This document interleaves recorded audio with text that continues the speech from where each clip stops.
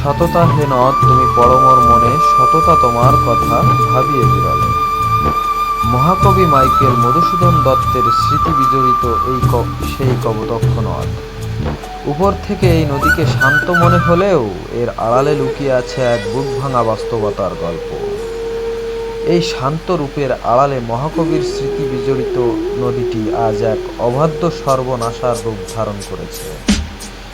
আজ আমরা দাঁড়িয়ে আছি খুলনা বিভাগের সাতক্ষীরা জেলার তালা উপজেলার ঐতিহাসিক জেঠুয়া বাজার এলাকায়। পাশেই বয়ে চলা নদীর তীব্র স্রোত আজ কেড়ে নিচ্ছে হাজারো মানুষের ভূমি, কেড়ে নিচ্ছে আমাদের বেঁচে থাকার শেষ স্বপ্নটুকু। নদীর একুল ভাঙে উকুল গড়ে, এই তো নদীর খেলা। কিন্তু কপোতাক্ষ নদের এই নিষ্ঠুর খেলা আজ একটি পুরো জনপদের জন্য কাল হয়ে দাঁড়িয়েছে।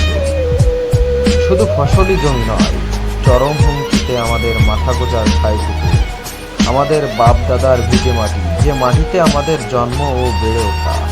সেই আশ্রয়টুকু হারালে আমরা কোথায় যাব? কোথায় দাঁড়াবে এই অসহায় মানুষগুলো? কে দিবে এই প্রশ্নের জবাব? এই যে বিস্তীর্ণ সবুজ মাঠ চোখের সামনে দেখছেন, এটা শুধু ফসল নয়, এটা হাজারো কৃষকের বেঁচে থাকার অক্সিজেন, লক্ষ পরিবারের মুখে অন্ন জোগানোর একমাত্র অবলম্বন। এই মাটিতে মিশে আছে আমাদের হাড়ভাঙা খাটুনির ঘাম, আমাদের আগামী প্রজন্মের ভবিষ্যৎ। কিন্তু নদী ভাঙনের এই নিষ্ঠুর হাওয়ায় আমাদের হাতে সময় আর মাত্র কয়েকটা দিন। যদি এখনই এই সর্বনাশা থামানো না যায়, তবে খুব শীঘ্রই সোনালী ফসলের বুকে খেলা করবে অথই লবণ পানি। কৃষক ফসল হারালে না খেতে পেয়ে মরবে, আর নিজের পায়ের মাটিটুকু হারালে এই চিরচেনা ঐতিহ্যবাহী জনপদটা চিরতরেই হারিয়ে যাবে দেশের মানচিত্র থেকে। প্রকৃতির রূপ যেমন সুন্দর, কখনো তার নিমিষেই তেমনই নিষ্ঠুর। প্রতি বছর এই নদী আমাদের স্বপ্নগুলোকে একটু একটু করে গিলে খাচ্ছে। কিন্তু এবার নদী ভাঙনের যে ভয়াবহ রূপ, তা আমাদের অস্তিত্বকে হুমকির মুখে ফেলে দিয়েছে। সামনে আমাদের সোনালী ফসল কাটার দিন। এই ফসলের উপর নির্ভর করে বেঁচে আছে আমাদের লক্ষ লক্ষ গ্রামবাসী, আমাদের লক্ষ লক্ষ পরিবার।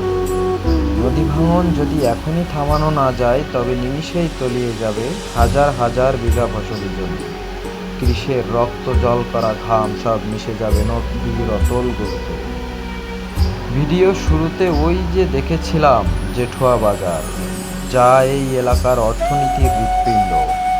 ভাঙন যেভাবে বাজারের দিকে এগিয়ে আসছে, তাতে দ্রুত ব্যবস্থা না নিলে এই ঐতিহ্যবাহী চিরচেনা বাজারটি স্রেফ স্মৃতি হয়ে যাবে। থমকে যাবে হাজারো মানুষের বেঁচে থাকার শেষ সম্বল। এই যে একটু ভালো করে খেয়াল করে দেখুন, এই যে পাড় ঘেঁষে মাটির বাঁধটা দেখা যাচ্ছে, এটা থাকা আর না থাকা আজ সমান। জরাজীর্ণ ভাঙাচোরা এই বাঁধটি কোনো মতেই টিকে আছে। সামান্য জোয়ারের চাপেই ভেঙে তলিয়ে যাবে হাজার হাজার বিঘা ফসল। একটু চেয়ে দেখুন নদীর পাড়ের ভাঙন রূপকে। এখানে নেই কোনো শক্ত বেড়িবাঁধ। ভাঙা মাটির টুকরো ছাড়া এই অসহায় মানুষগুলোকে বাঁচানোর মতো কোনো আড়াল নেই এখানে। আমরা ত্রাণ চাই না, আমরা আমাদের মাথা গোজার ঠাঁই আর ফসলি জমিটুকু রক্ষা করতে চাই। মাননীয় প্রধানমন্ত্রী ও সংশ্লিষ্ট কর্তৃপক্ষের কাছে পুরো গ্রামবাসীর আকুল আবেদন, একটি স্থায়ী বেড়িবাঁধ নির্মাণ করে আমাদের চিরচেনা গ্রাম ও ঐতিহ্যবাহী বাজার আর ফসলের মাঠ রক্ষা করুন।